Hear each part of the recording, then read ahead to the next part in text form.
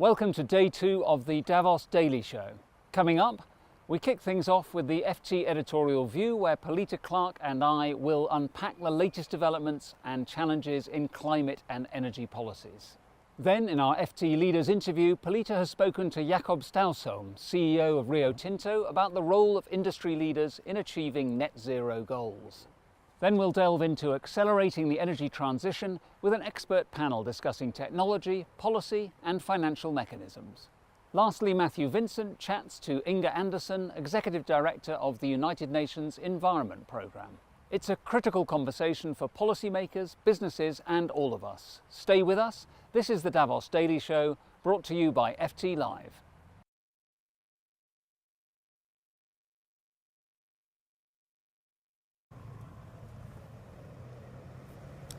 Hello. It's about a few degrees colder here in Davos than it was when we started the week, and there's snow forecast. But there's certain sense that the energy transition and the move to a low-carbon economy and all policies relating to climate change are in suspense while we hear what's happening in Washington. The FT this morning is leading its homepage with news that some $300 billion, we estimate, of green infrastructure projects are in jeopardy following Donald Trump's decision to issue an executive order to stop them going ahead. So that is overshadowing a lot of the discussions here, which traditionally are often dominated by discussion of climate change and sustainability. And I'm joined by our Associate Editor and colleague Polita Clark, our climate expert, to talk to me a little bit about what the implications are, Polita, of a Trump presidency for this all-important global agenda of climate change policy. Yes, well, as you say, Davos has traditionally been the home of a lot of the people proselytizing the ideas about a new green economy and the need for climate action and the need to completely overhaul the global energy system to ensure that the world doesn't burn and the planet is kept safe. And I think what's interesting just over the last couple of days is that even though President Trump telegraphed all of the moves pretty much that he has made very swiftly, I might add, on day one really a lot of these moves came, rescinding, as you say, these disbursements under the Inflation Reduction Act, moving to make electric cars less affordable, doing things to make fossil fuels, be it LNG, gas, oil, a lot more affordable, and indeed threatening or being expected to make it clear to Europe if they don't buy a lot more of American oil and gas, then tariffs could be in view. And I think what's interesting is even though all this had been widely spoken about on the campaign trail, even though we saw what happened in the first term of Mr. Trump's presidency, it's still a sort of an element of shock, and people are still trying to adjust to seeing it actually kind of practically happening in real life, is how I would describe things at the moment. So people are kind of saying, well, you know, obviously if European companies are saying we're still in this, we're not going to be moving away from this, we still understand the climate imperative, that's not going to change. And yet, when you press people a little bit more and say, well, how is it not going to change if you've got the world's largest economy making these moves and overturning the previous Biden administration's agenda, how is it not going to change? People will say, well, yes, I mean, there are going to be pressures. I mean, on background, people are saying, you know, it is a different world and we are going to have to adapt. And this is coming at a time when it's already the case that the energy transition is slowing and needs to speed up, if anything. Yeah, I mean, it's not going nearly as fast as it needs to, and that's the big concern that a lot of people have. I mean, this morning I was chairing a panel about the electrification of Europe, which is incredibly important. It's really important to, and the Ukraine war has shown why it's important to electrify as much as possible with green electricity and cut dependence on oil and gas from elsewhere, and as well cut carbon emissions. And, you know, people are saying, well, that the climate imperative is still there. Nothing is actually going to change. But now I think the need to make it clear that it's about growth and resilience is something that you're hearing a lot of. You know, people are saying, well, we may not be changing our policies, but we might not be talking about saving the planet. We might be talking more about resilience and ensuring that the world can adapt to warmer temperatures. So Yes. I think, as one woman said, we're really talking about a situation where we have to use a new dictionary. We're not going to be using the same words we might have before, but it doesn't necessarily mean that what we're doing on the ground is going to change as much as might be imagined. Okay, well, that perhaps gives a moment for optimism. I heard exactly the same thing from the CEO of a publicly held transportation company in a red state in the United States, who they don't boast about what they're doing. They're talking not at all about the need to save the planet, but resilience was exactly the word that he's using in the context of talking to his owners and political shareholders and other stakeholders who are sceptical about climate change. Resiliency is the word. But does that suggest that what's happening in America is purely rhetorical? Absolutely not, and particularly for America, because this is going to have the biggest impact, without doubt, in the United States. And our front page story today on the homepage is absolutely emblematic of that. Investors have told our colleagues that they think that more than $300 billion worth of infrastructure and energy projects are now in jeopardy, at risk, may very well not be built. And that's a lot of money, and that's a lot of infrastructure that, as you say, was going to be delivering, or was aimed at delivering, a greener economy in the US as fast as possible, and it's just not going to happen now. So, during the election, we kept hearing, it became in conventional wisdom that Mr. Trump wasn't going to be able to roll back a lot of the Inflation Reduction Act because the money was out there. It was in Republican states, and so they were going to have to. He was going to have to wrest this money away from Republicans who quite liked seeing this money come to their constituents. I think, the reality is that this is going to have an impact on a lot of projects that would have gone ahead. They're big energy projects, big battery storage projects, other big projects that are really going to be affected. And the other reason that clearly we have to take this seriously is the reaction we've seen in the markets to what Mr. Trump's done so far. We saw even Tesla shares going down, right. Wind turbine company shares going down. So, the market takes this seriously because it has to, because it's not rhetoric, it is real, particularly in the US. Right. Do you think there's any chance, you mentioned Tesla there, that Elon Musk, who obviously has the ear of the president for now, might just have a word and say, look, perhaps you're overdoing it a bit on the anti-green initiatives? If I understood what was going on in Elon Musk's mind, You'd be a richer I would tell person you, than and everybody watching. But I think it might be challenging something there. But no, I don't. Who knows? I mean, this was always going to be. It was something that was again discussed during the campaign. And I think what Elon Musk was saying then was very little, but what other people were pointing out was that Tesla is actually so far ahead of a lot of the conventional automakers that these measures will hit them harder than it will hit Tesla. Right. He's the world's richest man. The share price drop is going to affect him marginally, but not hugely, Yeah. so we'll see.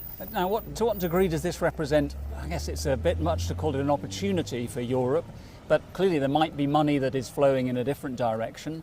We're going to get a divergence, aren't we, of policies here between the European Union and the UK, for that matter, and the US, which may not be enough for the planet, but might represent a kind of bit of optimism for those of us who think those policies are important.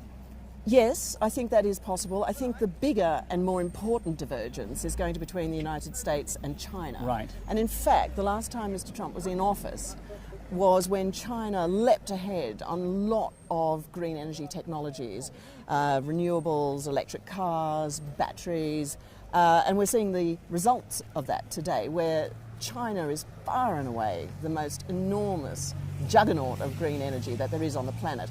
So I think we're going to see that continuing. And what's going to be interesting to watch, I think, and there's been a lot of discussion here, is what Mr. Trump is going to do on things like critical minerals, the minerals that underpin the energy transition because they're used in batteries and wind turbines. And there's a lot of discussion about, is he going to try to maintain or keep up the program that President Biden had implemented, where he was trying to ensure that these minerals could not just be processed, almost 90% of them in China, as is currently the case, and try to make sure that the US, Europe and other countries would come to the fore and new mines might be open. So it's going to be interesting to see what happens there. Right. Now, obviously, the World Economic Forum has over many years set its stall by pursuing this progressive and sustainability agenda. There's a lot on the formal programme still about that. There's even a lot of the pavilions down the main promenade that are advertising their sustainability credentials. As Gideon Rachman remarked yesterday at the beginning of Davos, does this leave the World Economic Forum a bit out on a limb, looking a little bit like an irrelevancy as the biggest economy in the world ploughs ahead with a drill baby drill agenda? I don't know about that, because in many ways what's happening here is a reflection of what one sees repeatedly in survey after survey around the world, where consumers, voters, ordinary citizens are really concerned about climate change. And businesses here, yes, it's true that Davos has turned into a place where these ideas are expressed very boldly, and indeed, as you say, they still are here. There's an entire climate hub where you can go and listen to panel after panel after panel of people explaining why it's not going to make any difference what's happening in Europe, in the US. But to that extent, I think probably not. I'd be surprised if the entire agenda rolls back, and to that extent, I think Davos is still going to be reflecting something that's very real outside. Right. So you're a newcomer to the World Economic Forum. What are you making so far of what you're hearing, not just on climate but on other things? Is it a confusion of voices, or do you detect important themes emerging from your discussions? I think one of the most interesting things that I've discovered is in almost every session I've been in, eventually talk turns to AI, blockchain, perhaps crypto, particularly blockchain and particularly AI. And I think there's a real sense that with luck, AI is going to be able to save us from ourselves, and everybody wants to understand how that's going to happen. Also, there's a huge competitive pressure, obviously, for businesses to understand how best to use it. And so, as soon as AI is introduced into the conversation, I find everybody on the panel, in the audience, wants to talk about it, wants to understand more. So that, to me, I think is very interesting, because I have to say, in London sometimes, you don't always get the impression that there is that hunger to understand and use AI as much as there clearly is here in Davos. Do you see any opportunities for AI to link into the sustainability agenda? People are talking about this as a way in which they can understand the highly complex world of everything from weather patterns to energy usage. Yeah, no, absolutely. And there are AI companies here saying that even though AI itself is going to be a tremendous drain on energy, and even though it's going to require the construction of a lot more energy infrastructure, there are companies here who are saying, look, we are going to be able to use AI to improve energy efficiency, so you won't actually need to build as many new nuclear reactors to train the AI agents and whatnot. However, it's interesting what they're saying is that at the moment, the world isn't set up to give us the data that we need to train the AI to do this work. And so I've heard that repeatedly, that there needs to be a lot more work done in the non-AI world. On the inputs for the AI models. Exactly. Yes, yeah. Yes. So just to come back to Trump, we have to, everyone is. In the absence of that US global leadership, where do you see the global leadership for the energy transition? Which bloc is it coming from? Which people is it coming from? Which leadership? Where's the leadership here? Right, so clearly I would say in the EU they've always been a leader here, especially compared to other places where particularly large fossil fuel exporters like the US and elsewhere. I don't think that's going to change at the government level. What I'm really intrigued to see is where is the business leadership going to come from? And so far I've spoken to one person who has full-throatedly said that it's going to be a complete mistake to turn your back on climate change policy, ESG, DEI, everything else, and that's Andrew Forrest, who's the founder of he's Australia's richest man, has the Fortescue iron ore mine, and he basically said, look, all of these people who are wanting to jump onto the anti-ESG bandwagon and run full steam ahead, bugger the iceberg, excuse my French, but that's what he said, they are in for a shock, because the climate doesn't care about our politics, and it's getting worse, and that's the reality, and so that's going to be the driving momentum here. Right, but of course he is the owner of his own company, so he has the freedom to say that, doesn't have to cover it up with this rhetoric about resiliency, not mention the planet, etc. Yeah, he controls that company, and you're exactly right. It's very different for these chief executives of these large publicly held companies that have a lot of a diverse shareholder base and don't feel able to say the same thing at all. And clearly what we saw from the inauguration was an array of tech entrepreneurs and CEOs surrounding Donald Trump. They clearly have the vehicles, the channels for communication that will be able to manage the message in ways that might ultimately turn out only to be sympathetic to the Trump point of view. Yeah, it's interesting, and there's not many of them here in Davos, interestingly. Right. Yes. I think we've got the chief executive of Uber, which is not quite the same thing, but yeah, I mean, it's been very interesting to see that, I think. Yes, yes. So stick with us for Police's interview with Jakob Stausholm of Rio Tinto, and keep with us for a number of panel discussions and further interviews about the all-important energy transition. Thank you, Polita, for joining us. Thank you for watching, and stay tuned. For over 130 years, the Financial Times has been recognized internationally for its authority, integrity, and accuracy.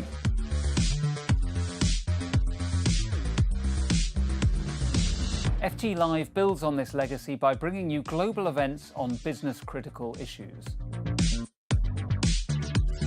From the rapid rise of artificial intelligence to economic shocks and geopolitical risk, our events examine the disruptive forces facing decision makers in today's complex world. You never know when the opportunity may come. Just be ready. Football is for everybody. The only way you're going to break through that noise is innovation, and the only way you innovate is by tapping into different talent pools. The only way you kill an idea is with a better idea.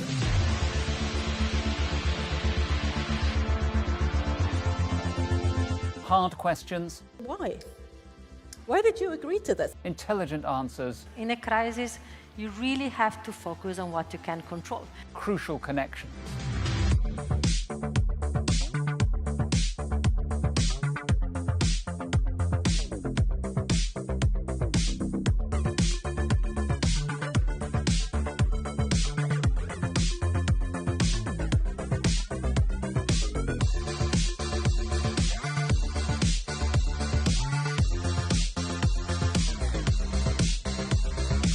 Engage with leaders, acquire essential insights, gain an edge with FT Live.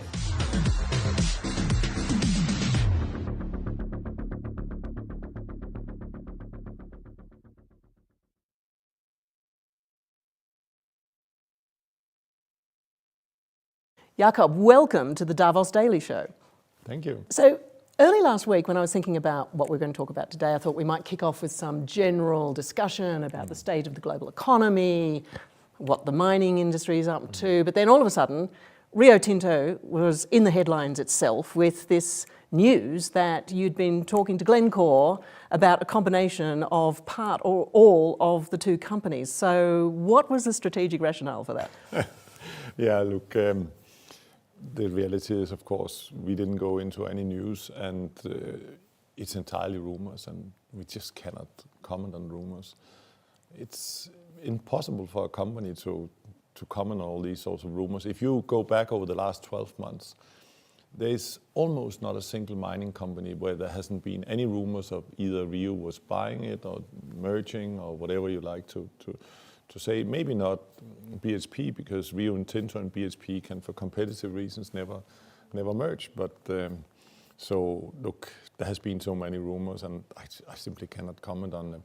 What is clear, though, is that we have stepped up our business development and our growth over the last year, and you've seen we have made great progress on buying one of the world's best lithium companies, Arcadium Lithium. So it's not that we are standing still.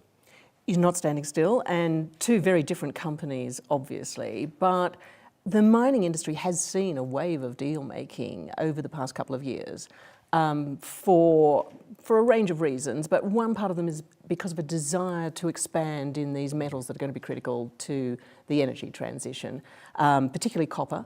And Rio and BHP have actually, you've got a joint venture with a really interesting big copper mine in the US, in Arizona, the Resolution mine, which has been held up for many, many years because of the usual, I guess in some ways, complaints, and understandable in many ways, complaints about conservation concerns, Native American concerns have been raised as well. Now that President Trump is in office, though, do you think that there's a hope that the project may get off the ground?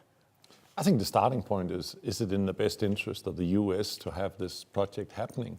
And Resolution can produce 25% of the copper needs of the United States of America. And right now, the US is importing a lot of copper. They have more growth in demand, and they don't have new mines coming on, so the import will only go up. So if they want to be less dependent on a critical mineral like copper, it would be a good thing. We have made a lot of progress, and we will never compromise when it comes to the needs of the First Nations people.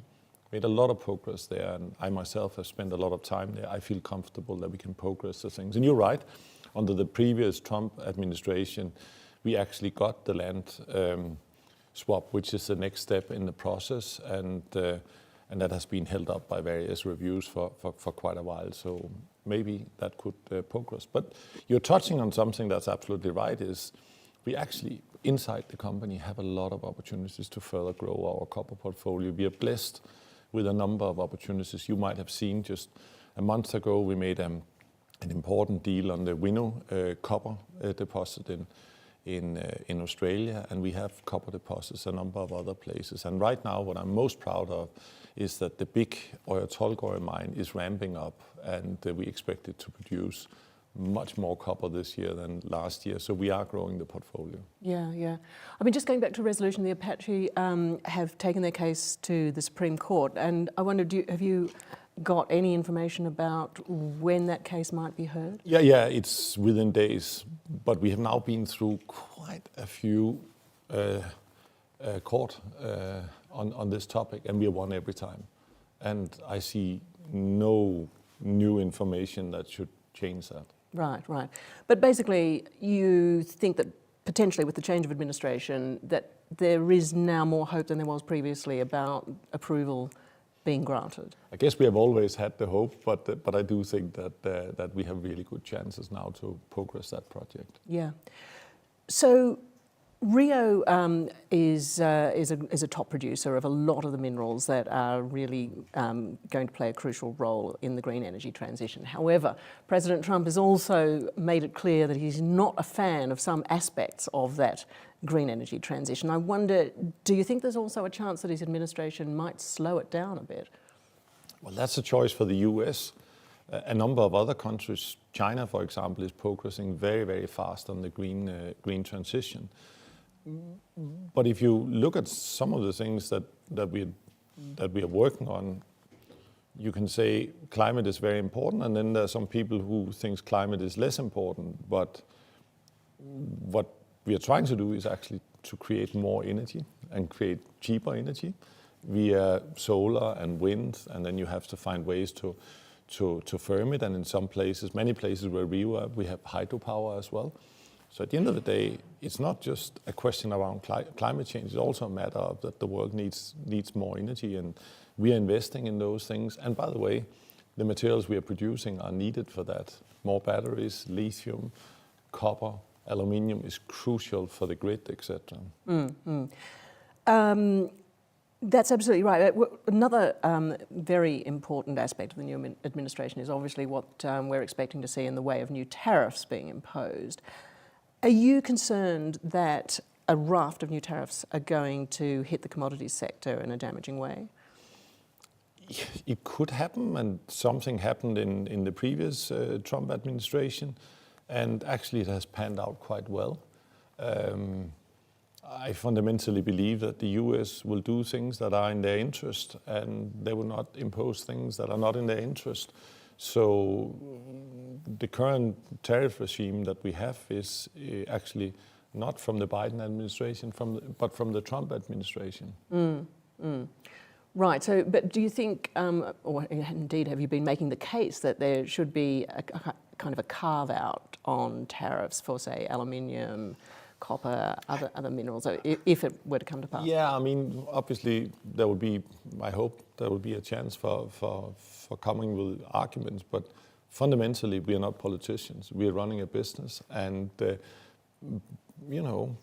politicians are being elected by the people, and they now have to decide what to do, etc.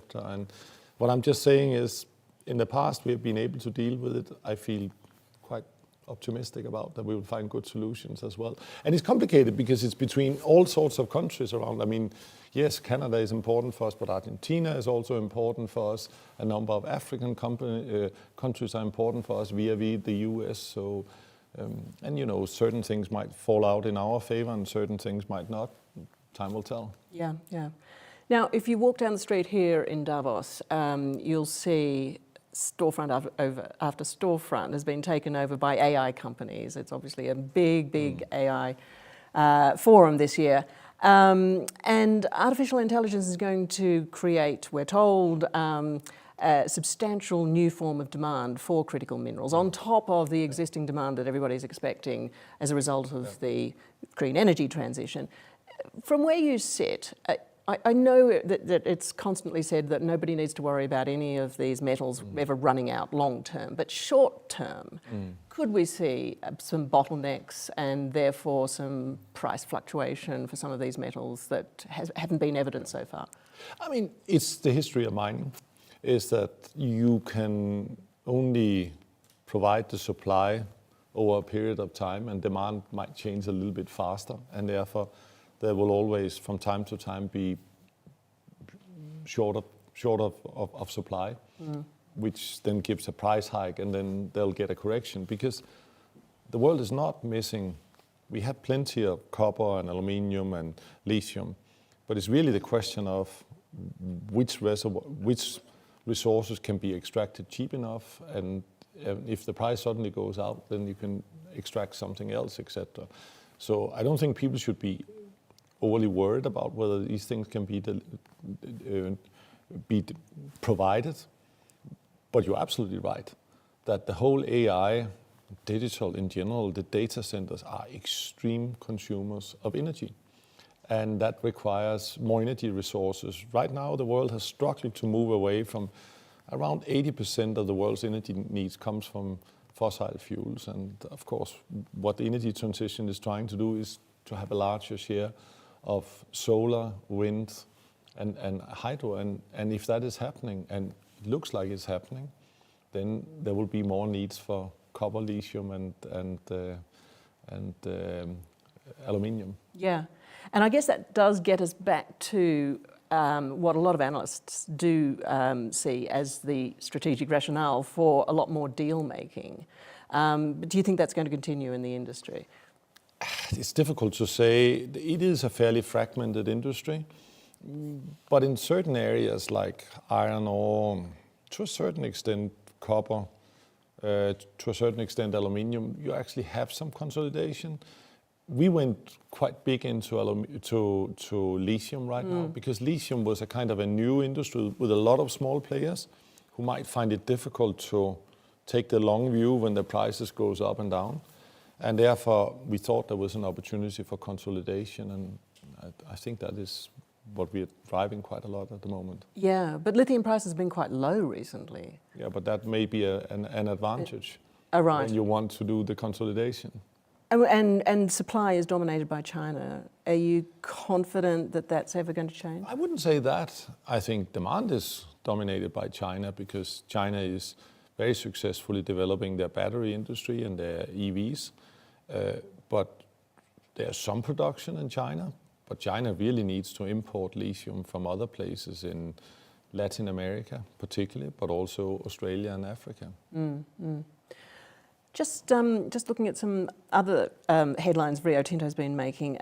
You've been facing pressure from activist investors who say that shareholders would be much better off if the group gave up its primary London listing and unified its corporate structure in Australia. Do you think they have a point at all?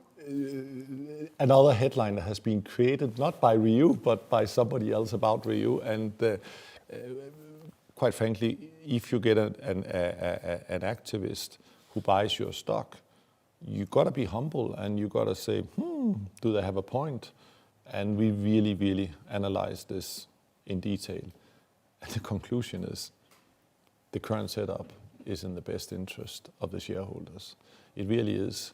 What you have here from the merger in 1995 is a dual-listed company where a certain percentage is owned by an Australian company, where you have the advantage, the shareholders have this advantage of franking credits that international investors cannot have. They can buy the international company, the PLC in the UK, and therefore it's the best of the two worlds for the two companies. And we can do anything. People saying you can't do M&A, well, I think we are proving that we can do M&A with the current structure. So it actually works for us.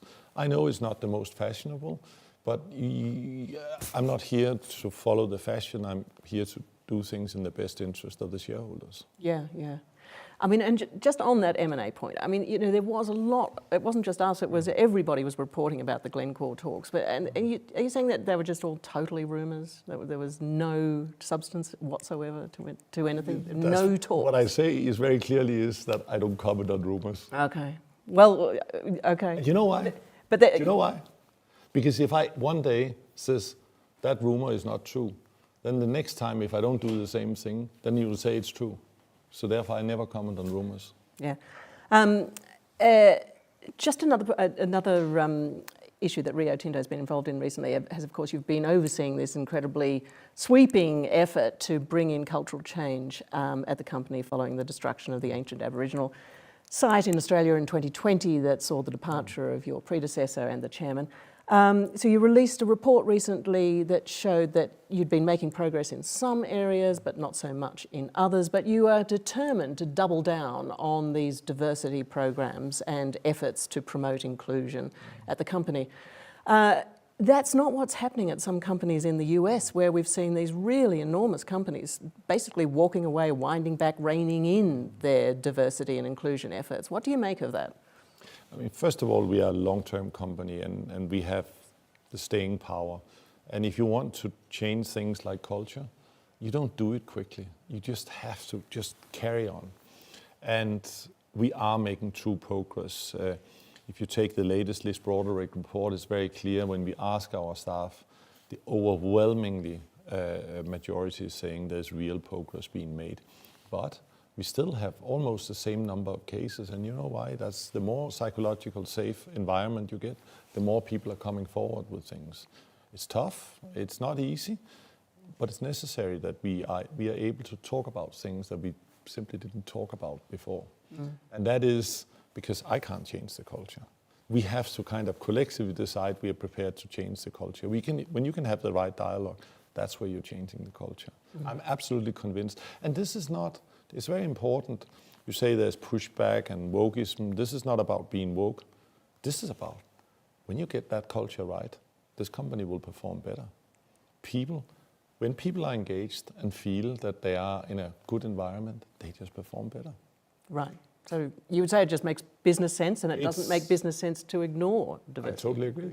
I've learned a lot through that process myself. Jakob, thank you very much. Thank you for coming. Thank you.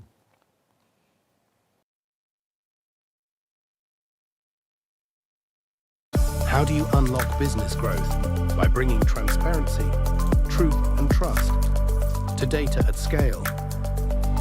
BSV blockchain unlocks new possibilities, enhances decision-making, and boosts profitability. The future of your business is limitless. Build better with BSV.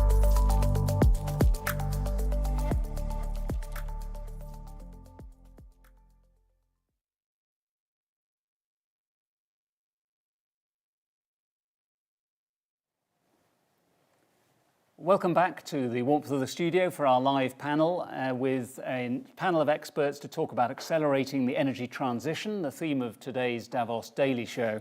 I'm joined by Kim Hedegaard, CEO of the Power-to-X operations of Topsoe of Denmark, Oscar Oscarson from the CEO of BSV Blockchain, and Vaishali Nigam Sinha, the co-founder of the Indian clean power company Renew. Welcome to all of you. Kim, I want to start with you. Just tell us where you think the state of play is. What is the state of play in the energy transition at the moment? And thank you very much, and thank you for the invite. I think you could take many different approaches to the state of play. I think if you want to be brutally honest, the state of play is that we have not come far enough compared to the ambitions that we had. The ambitions that I think all of us had on behalf of the planet. Making sure that it is sustainable and that there is actually a planet for both our children and our grandchildren. You could also take the more positive spin on it and say that we have never been further developed.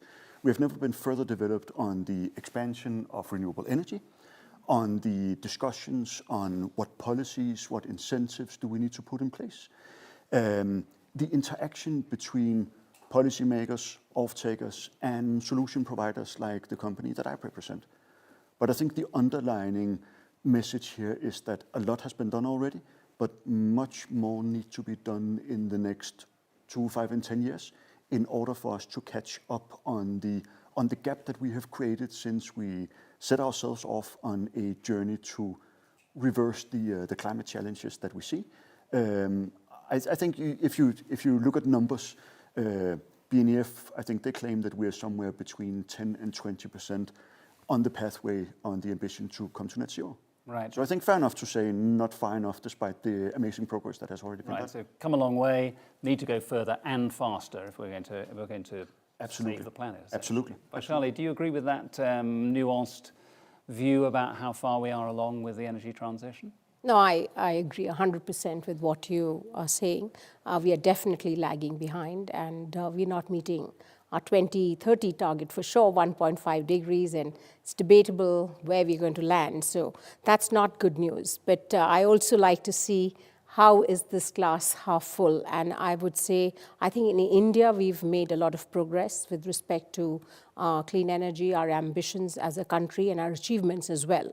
So we have an ambitious target of 500 gigawatts. And if I were to just break that down, what that means is over the last few years, let's say from 2000 to 2010, we had about 30 gigawatts on the ground. Since then, as we speak now, we have 200 gigawatts on the ground. We were generating about 15 gigawatts to 20 gigawatts on an average over the last 5 to 6 years, year on year. Going forward with our targets, we're going to be putting up 50 gigawatts on the ground. So I think enabling policy, committed leadership, we can talk a lot about committed leadership, committed to a clean and a green country, enabling policies, and then execution on the ground. So as we speak, we started about 12, 13 years ago, and we have about 11 gigawatts on the ground with a visible pipeline of another 5 gigawatts. So, I think I'm optimistic, and there are a number of products which I think we can introduce to ensure that we have cleaner and decarbonized sort of solutions for not only ourselves, but also for other companies. And, in addition to not having place for our children, if we don't have a planet, we won't have dollars to spend. So whoever is looking at the economics over the sort of sustainability must reassess that. Yes, that's the ultimate equation, of course. Asgeir, the technology that is part of the solution here, clearly that ought to help us accelerate this transition. What do you think is the role of technology in making these steps and accelerating, as both Kim and Vaishali have said? Yeah, thanks for this. It's crucial. So I would agree with both of them, but I'm actually also more optimistic because we now have groundbreaking technology that is maturing, that is becoming more mainstream, and that is people are becoming more aware of it. So we look at artificial intelligence, you look at blockchain technology, which we represent, Internet of Things. And I think the beauty of it, when these three technologies would come together, you can really create not only innovative financial models or innovative business models for the companies that are running that, but you can actually make a massive difference on a local and global scale. And this is where I think the technology can come in really nicely. So I'm very positive and of the outlook of the next coming years, where we're getting more awareness of the beauty behind this technology and the potential it has. Right, and can the advantages of the technology like AI and blockchain offset the dangers of energy usage with increased AI and blockchain and crypto employment? It's a very good point, and it's a point that comes up regularly in discussions. So when you look at energy usage, what we should look at is also what do you get for it, right? What is the output that you get from the energy usage? So from an AI perspective, I believe that it's relatively new, it's gone really fast, right? So I think that now the discussions are coming with AI around energy consumption. Blockchain has been around a bit longer, so you've seen that discussion already happening. So we're very much focused on sustainability, and as PSV Blockchain, we're very much focused on scalability and providing as much output as possible with as little energy usage as possible. So it's definitely a topic to be addressed, and it's either initiative coming from the businesses themselves or the foundations that represent these technologies, and partially also regulatory. So in the European Union, there's a very strict regulatory principles regarding blockchain. You need to provide your objective sustainability data. That's going to roll out in the next month. And that will give a lot of transparency and more trust and awareness about the situation. So yes, there is energy usage, as there is with everything we do in life. But I think we should also look at what the output is. I think that's really important. Yes, Vaishali. I'd like to come in there. So we work a lot. We work with the likes of Microsoft, etc., to help them with their data centers and to use clean energy. So that's a very easy way to kind of ensure that we are offsetting the emissions with the use of clean and green energy. So so it's a business opportunity for us, but I guess it's a part of your kind of decarbonization plans and solutions as you set your targets for Scope 1, Scope 2, and Scope 3. I guess the kind of electricity you use will perhaps make the offering more sustainable. Yep. I mean, I also want to say that we do have a lot of digital technologies we use to increase just basic efficiencies, the digital twin to ensure that we are being able to do things more sustainably on the ground with fewer people, and fewer commuting, less commute, so we can monitor things. Just explain to us the digital twin concept. So basically it's the ability to be able to use technology to monitor, I guess, problem statements on the in the site area. Yes. And but I think most importantly, using digital as far as renewables is concerned is really to increase profitability and efficiencies as well, and to do things faster. And so we do have a lab where we use use cases to figure out how is it that we can improve our efficiencies through digitalization, and of course, vice versa, we can provide clean electricity to the data centers so that they can do more, but they can do that in a more sustainable manner. Yes, and Kim, to some degree, Topsoe, although it's a different type of technology, is a technology company also aiming to employ the latest thinking in order to improve the type of energy that we use. Just tell us a little bit about how that's your Power to X works to help that. Yeah, I'll try without turning it into an hour-long chemistry session. Yes, we don't have slides. So. No, that's good, I think. Yeah. So the fundamentals of Power to X is the opportunity to take electrons, and in our case, green electrons, so renewable energy, and convert that into molecules. What that allows you to do is to apply that sustainable energy in spaces where you cannot directly electrify. That could be on an airplane, in a ship, in a steel mill, places that I think industry typically refer to as the hard-to-abate sectors. Right. So that is what our solutions basically enable. Right, so you're getting the cleanest possible industrial fuel, if you like, from that process. It is basically a 100% clean fuel, and you can make 100% carbon-free fuels. Yes. Yeah, absolutely. Okay. Let's talk about policy. Polita and I talked earlier about the Trump shock, which is rippling through Davos and particularly through the energy area. And policy making and regulation, as you've already all hinted, is obviously key to making some of these happen. Some of these things happen. I mean, Kim, let me ask you first. I mean, to what degree is having a role model whose very inauguration speech included the words "drill, baby, drill" in the White House a setback for the objectives of the energy transition? So we believe that no matter what administration is put into place, and that's all irrespective of whether we talk American administration, whether we talk EU, whether we talk India or China, there will be pros and cons. And we are just following along, trying to influence, trying to collaborate. We firmly believe that the best possible pathway forward, irrespective of what we discuss, is collaboration.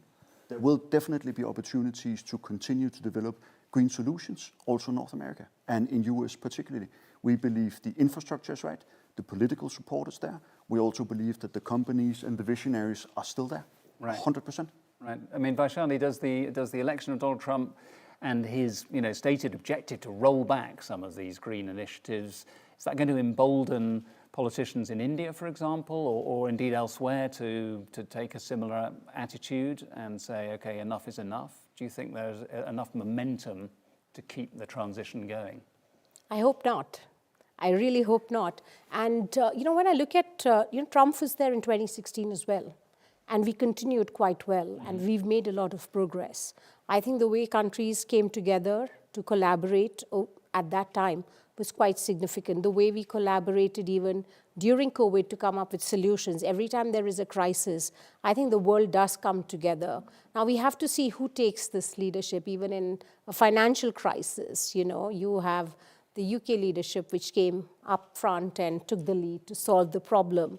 It is a disturbance, it is an irritation, but I feel that the momentum to move ahead in this direction is significant. I think it's an opportunity for countries to take leadership in something which is the right thing to do. Right. And you always need followers to make a leader.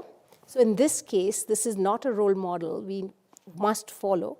And if we don't follow him, he's not going to be the leader there. So we must really take this as an opportunity to do more. And after all, if we, rewind, look at China. For our sector, kind of cutting off the supply chain from China seemed like a, death wish. Yes. Right? Because 90%, over 90%, 98% of the parts for solar modules came from China. Yes. Mm-hmm. But we have been decoupling for reasons which are worth it because of human rights issues and other supply chain issues which were not acceptable to, for example, our boards, our leadership, and even India wanted a self-reliant sort of a strategy to be able to do more independently. And so I think it is an opportunity to take leadership. I would only say that it's important for us. I think there's a little bit of trust which is required globally, where we can all not look at us competitively and inwardly, but work together to find solutions. I think there's a little bit of dawdling there, which has happened recently. And if in the coming years we take this as an opportunity, well, despite China, it was without China, we've been able to continue and grow. We've doubled our we've been able to increase about 30% of our installed capacity, which means it was business as usual. You came up with enabling policies like the PLI scheme, production-linked incentives for India to be able to meet our demand for our panels, and we are doing all right.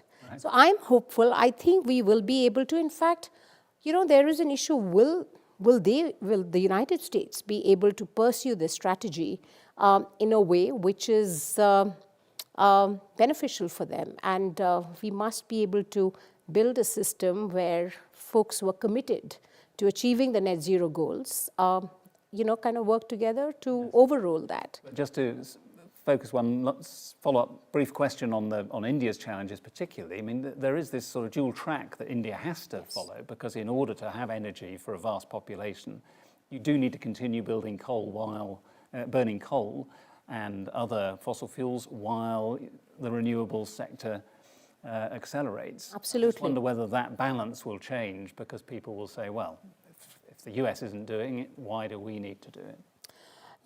My view is that India has a very clear roadmap for how they want to do things.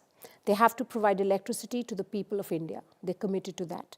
They're very committed to renewables, as I think it's the fastest growing renewable energy deployer in the world, excluding China. And that itself is a testament to the commitment that there is to put in, clean assets on the ground. We will shift, just like from hard to abate to renewables, there is a journey. So even as far as India is, like if I look at our NDCs, we'd committed to non-fossil fossil fuel consumption, to decrease our fossil fuel consumption to about less than 50%. right, by 2030. We're already at 46% as we speak now. So I think our trend line and our trajectory is all right.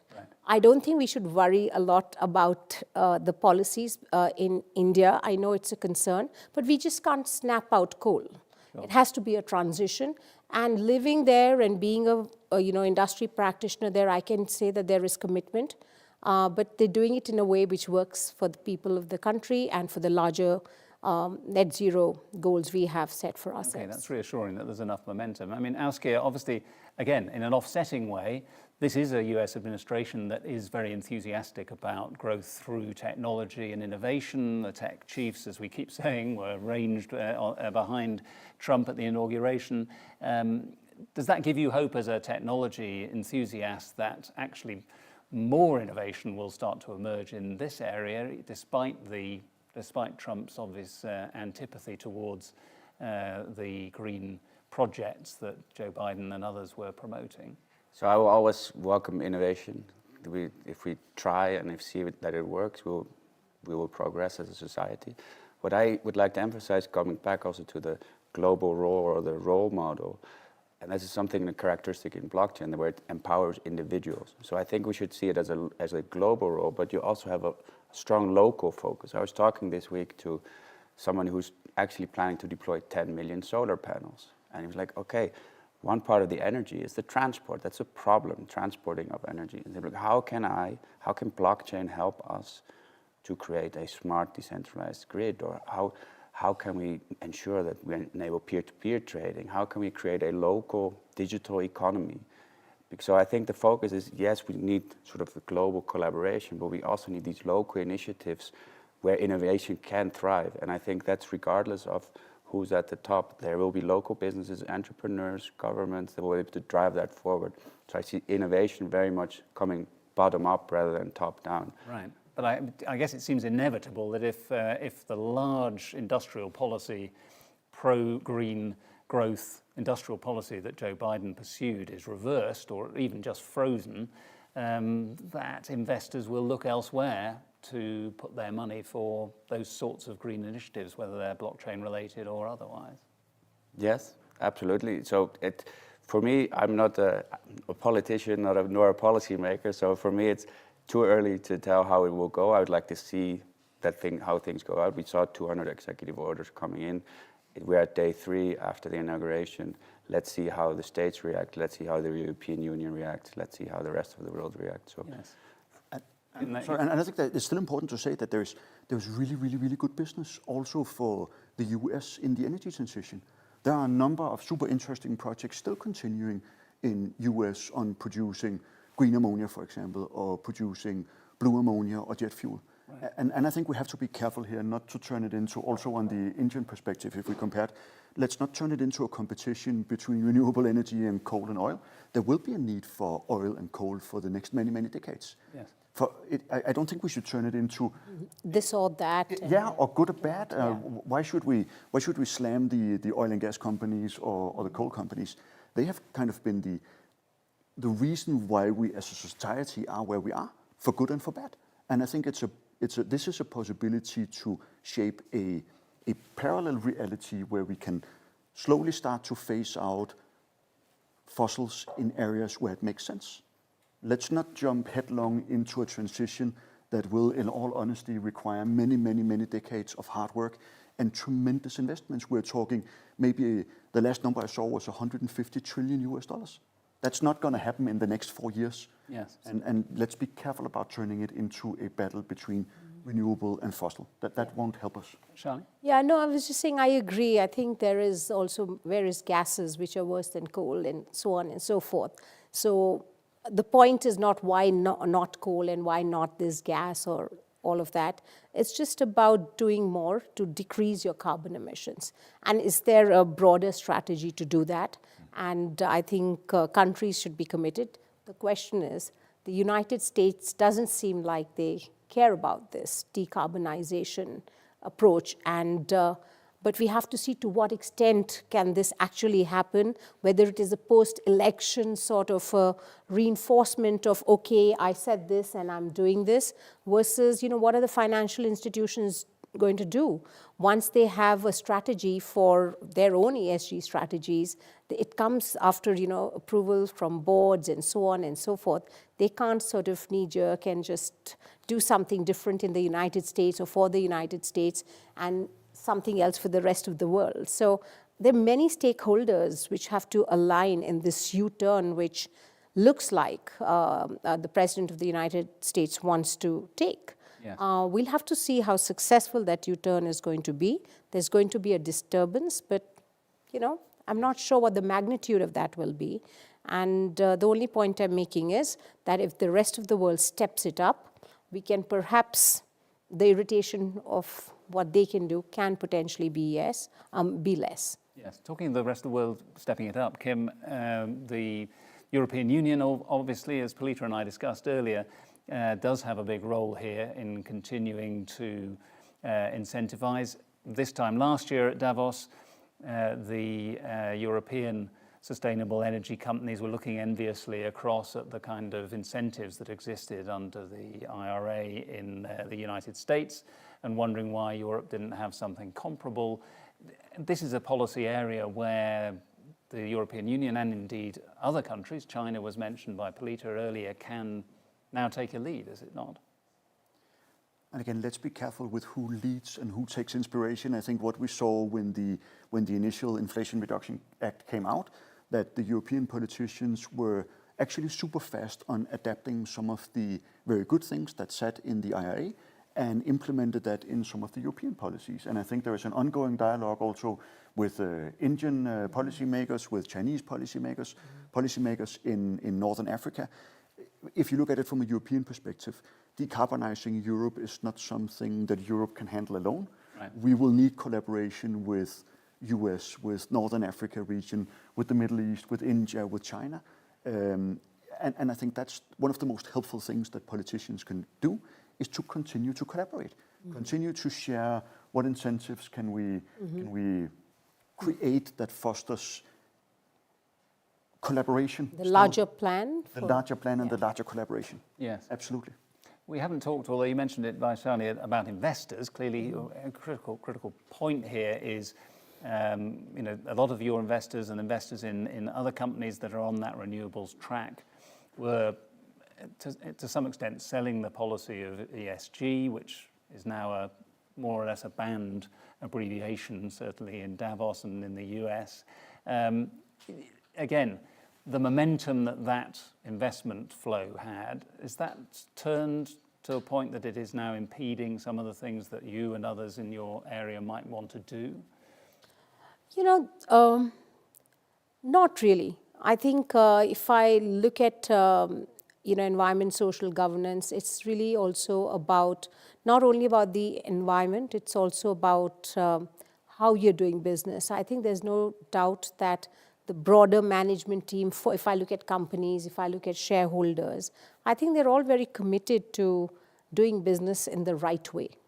I think the debate has often been about, if you're in a dirty business, are you using ESG to kind of do a bit of greenwashing? I think that is obviously not desirable.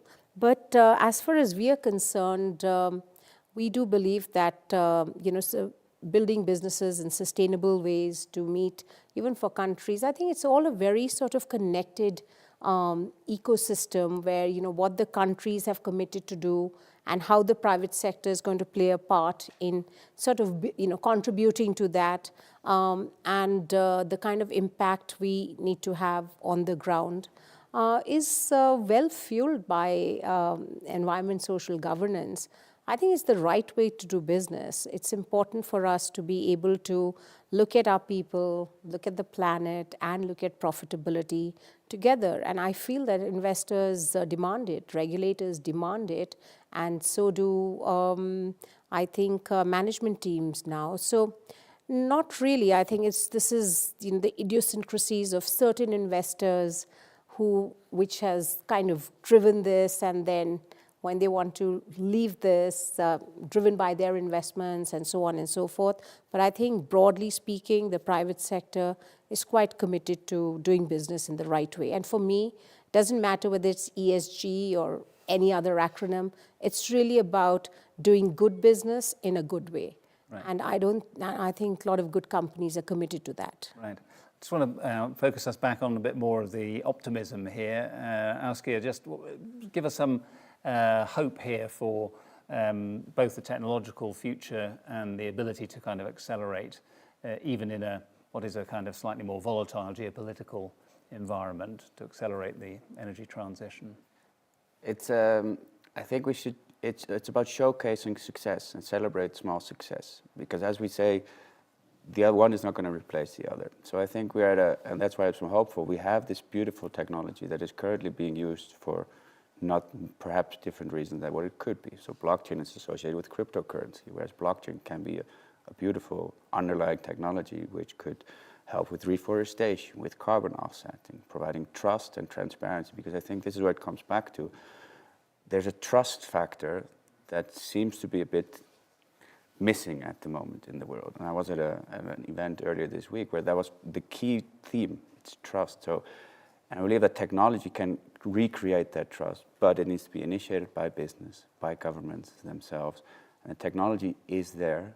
It's all about awareness and maybe accelerating that mindset by showcasing small successes and then building that out. So if you have a carbon offsetting project that works on a small scale, eventually that could go into the 1 trillion tree forestation plan you have. Yes, yes. And then you have these beautiful examples of how we can work together as a planet. You know. Or as an SAF sort of credit as well for sustainable aviation fuel. I was in a session earlier where they talked about how you can sign up as a traveler for credits, and then that can go towards SAF, and then through a blockchain, it can actually you can track as to whether that money was used to buy sustainable aviation fuel for whoever the off-taker was. So it's quite nifty. I think the reason why there is lack of trust is because I think there's a lack of understanding. Right. It's very confusing, and so maybe more education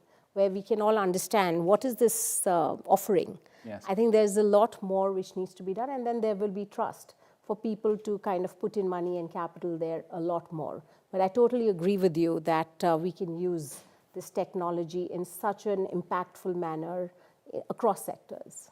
Kim, do you have an optimistic note for us as well, just not necessarily on technology, but I know you have a large chunk of your revenue coming from the US, so in that sense you're committed to, what are the opportunities here that a new administration with a growth objective offers? And I think maybe we can even pull that back to the city we're sitting in right now, Davos, and the whole WEF forum. I think the enthusiasm about still making the energy transition happen, and I think the commitment to, as we discussed earlier, that there are no financial returns on a dead planet. I think that comes across in all the discussions that we have, and a commitment from companies, from governments to accelerate these opportunities, as you also point out, these flagships, these lighthouses that can pave the way. But at the same time, we also see that we have the pipe dreams and the unsubstantiated claims that has been removed. So we are actually super optimistic also when we look at what we have learned here in Davos. Yes, Vaishali, taking optimism from your discussion so far in Davos, we're about halfway through.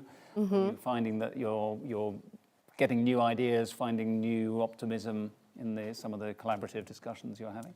Yeah, no, absolutely. Optimism around things like blockchain, how we can work together to do more and impact. I think it's great to be in Davos at a time when the world is being rocked a little bit by commitment and trust globally, to talk to people and be able to understand that it's not the end of the world, and it's and there is hope that if a large section of people stay committed, we can continue and be a little bit more, I would say, assertive with our strategies. Perhaps that is the push which might be required, but good ideas to go back and set the tone for the year, not only in our companies, but just to understand the geopolitics of the world at large. Yes. I think Davos is a great start to the year. Okay, well, thank you to our panelists for that discussion and the optimistic up note at the end there. But stay with us because we have another interview coming with the head of the UN Environment Programme, Inga Anderson. Stay tuned for more of the Davos Daily Show.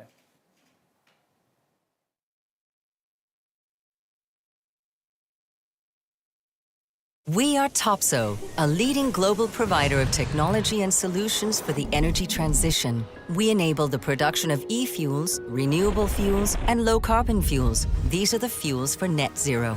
For decades, we've tackled some of the world's greatest challenges, from supporting fertilizer production to feed growing populations, reducing air pollution, and efficient production of fuels. Now we're working to lead the energy transition.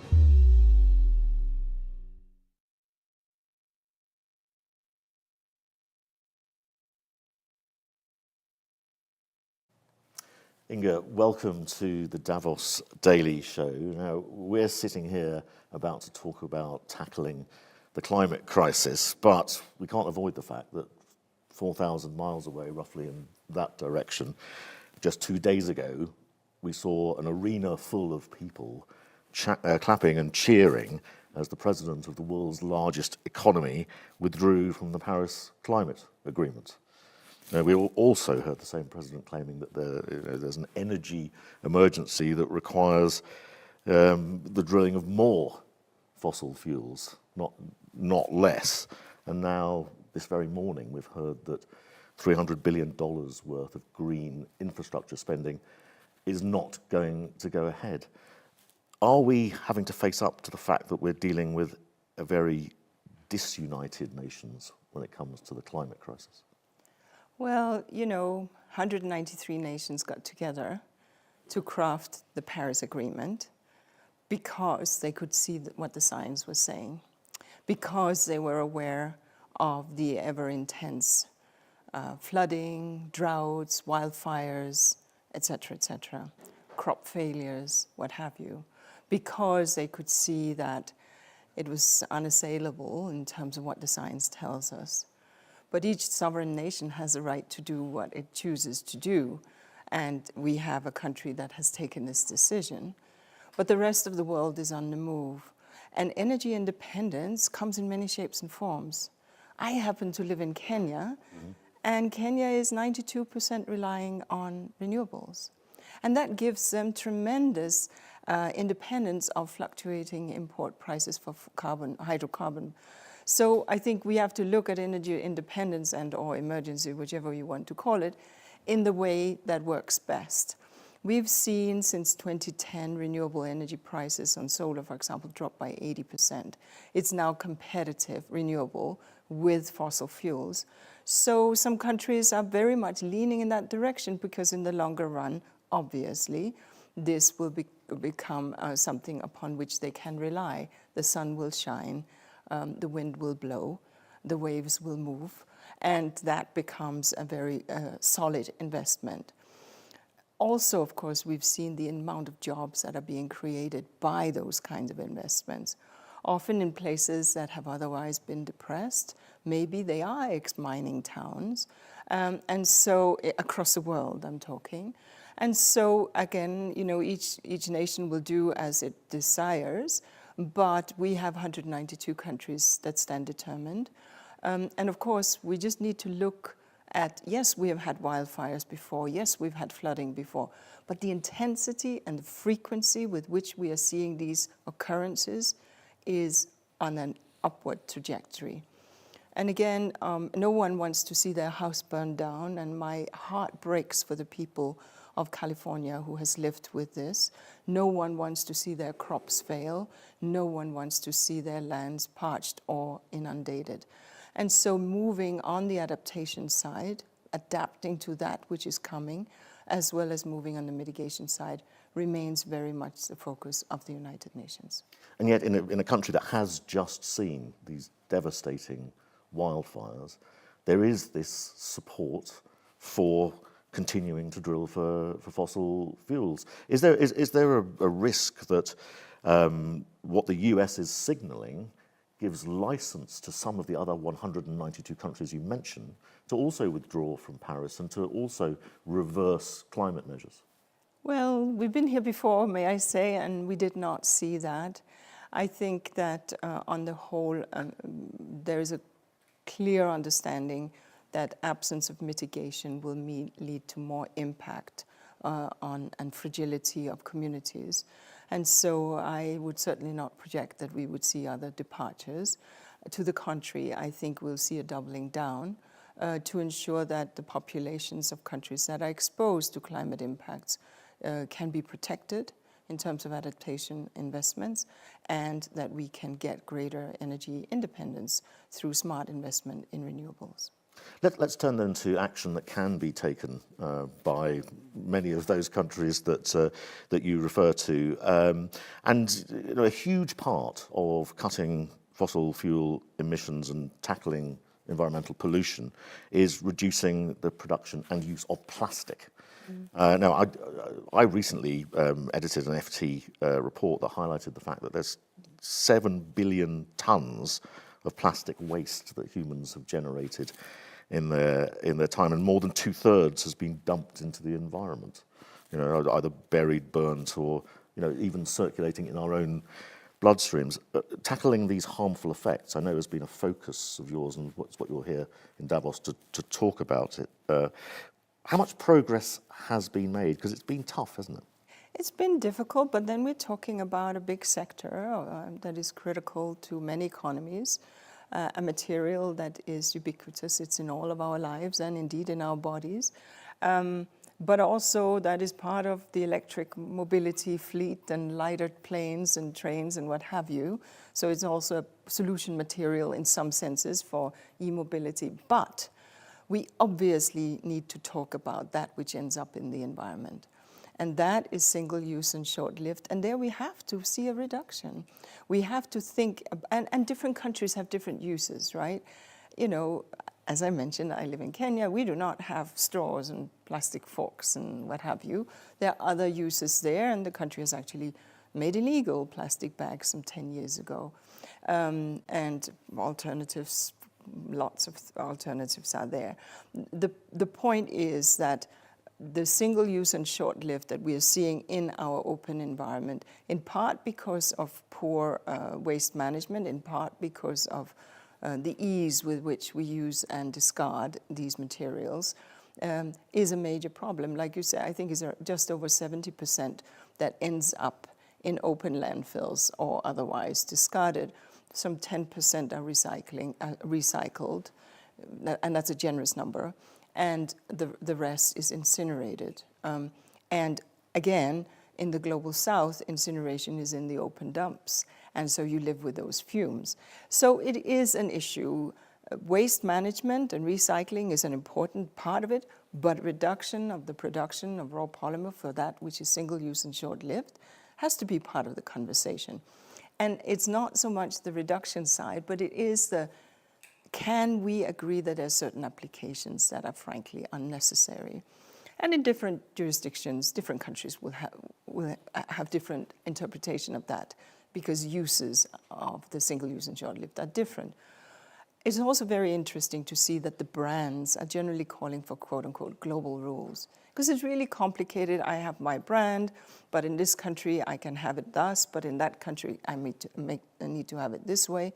So the fact that the brands are leaning in and say, okay, yes, we actually think that a global treaty could be quite helpful if it provides incentivization for extended producer responsibility, i.e. take-back schemes.